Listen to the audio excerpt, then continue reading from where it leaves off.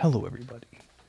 This is The Poison Tree by Bankim Chandra Chattopadhyay, Chapter 14, Like to Like. Haradasi Boasnavi, returning to the garden house, suddenly became Debendra Babu, and sat down and smoked his hookah, drinking brandy freely at intervals until he became intoxicated. Then Surendra entered, sat down by Debendra, and, after inquiring after his health, said, "Where have you been today again?" "Have you heard of this so soon?" said Debendra. "This is another mistake of yours. You imagine that what you do is hidden, that no one can know anything about it, but it is known all over the place." "I've no desire to hide anything," said Debendra. "It reflects no credit upon you. So long as you show the least shame, we have some hope of you. If you had any shame left, would you expose yourself in the village as a Boasnavi?" Said Debendra, laughing. "What a jolly Boasnavi I was! Were you not charmed with my get-up?" "I did not see you in the base disguise," replied Surendra, "or I would have given you a taste of the whip." Then, snatching the glass from Debendra's hand, he said, "Now do listen seriously while you are in your senses. After that, drink if you will." "Speak, brother," said Debendra. "Why are you angry today? I think the atmosphere of Hambati has corrupted you." Surendra, lending no ear to his evil words, said, "Whose destruction are you seeking to compass by assuming this disguise?" "Do you not know?" was the reply. "Don't you remember the schoolmaster's marriage to a goddess? This goddess is now a widow, and lives with the Datta family in that village. I want to see her. Have you not gone far enough in vice? Are you not satisfied yet that you wish to ruin that unprotected girl? See, Debendra, you are so sinful, so cruel, so destructive, that we can hardly associate with you any longer."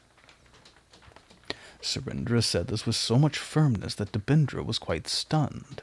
Then he said seriously, "Do not be angry with me. My heart's not under my own control. I can give up everything else but the hope of possessing this woman. Since the day I first saw her in Taracharan's house, I have been under the power of her beauty.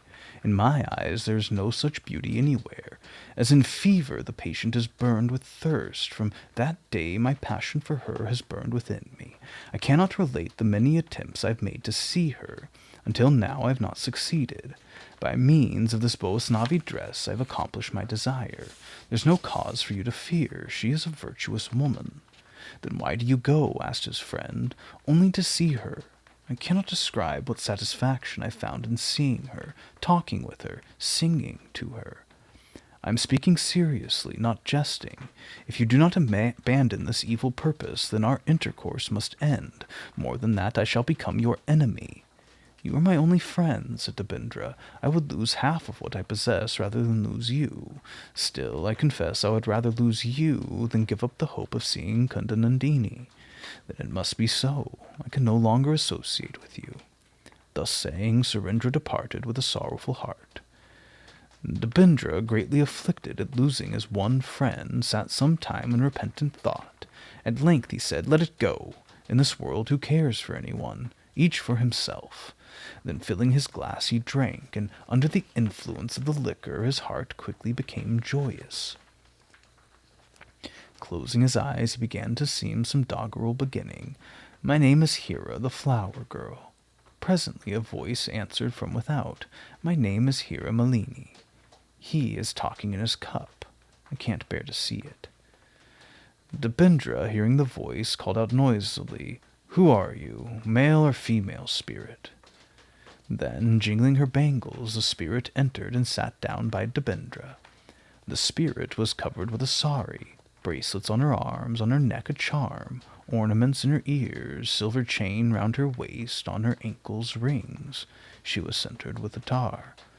Debendra held a light near to the face of the spirit. He did not know her. Gently he said, "Who are you, and from whence do you come?" Then holding the light in another direction, he asked, "Whose spirit are you?" At last, finding he could not steady himself, he said, "Go, for today I will worship you with cakes and flesh of goat on the night of the dark moon." Then the spirit, laughing, said, "Are you well, Boasnavi Didi?" "Good heavens," said the tipsy one, "are you a spirit from the Datta family?" Thus saying, he again held the lamp near her face. Moving it hither and thither all around, he gravely examined the woman. At last, throwing down the lamp, he began to sing, "Who are you? Surely I know you. Where have I seen you?" The woman replied, "I am Hera." "Hurrah! 3 cheers for Hera!" Exclaiming thus, the drunken man began to jump about. Then, falling flat on the floor, he saluted Hera, and with glass in hand began to sing in her praise. Hera had discovered during the day that Haradasi Boasnavi and Debendra Babu were one and the same person. But with what design Debendra had entered the house of the Dattas is not so easy to discover. To find out, Hera had come to Debendra's house. Only Hera would have courage for such a deed. She now said, "What is my purpose? Today a thief entered the Datta's house and committed robbery. I have come to seize the robber." Hearing this, the Babu said, "It is true I went to steal, but here I went not to steal jewels or pearls, but to seek flowers and fruits." "What flower, Kunda?" "Hurrah, yes, Kunda. 3 cheers for Kunda Nandini. I adore her."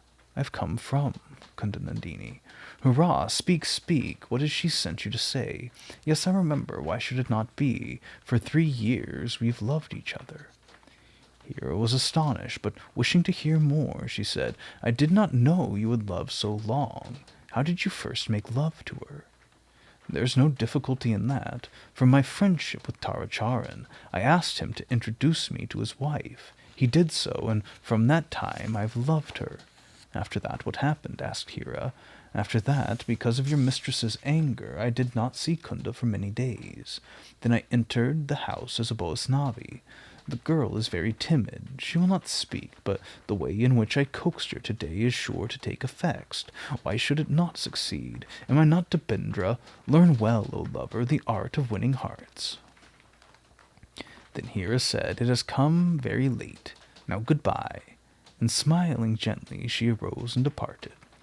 Debendra fell into a drunken sleep. Early the next morning, Hera related to Sir Jamukhi all that she had heard from Debendra, his 3 years' passion, and his present attempt to play the lover to Kunda Nandini in the guise of a Boasnavi. Then Sir Jamukhi's blue eyes grew inflamed with anger. The crimson veins on her temples stood out. Kamal also heard it all.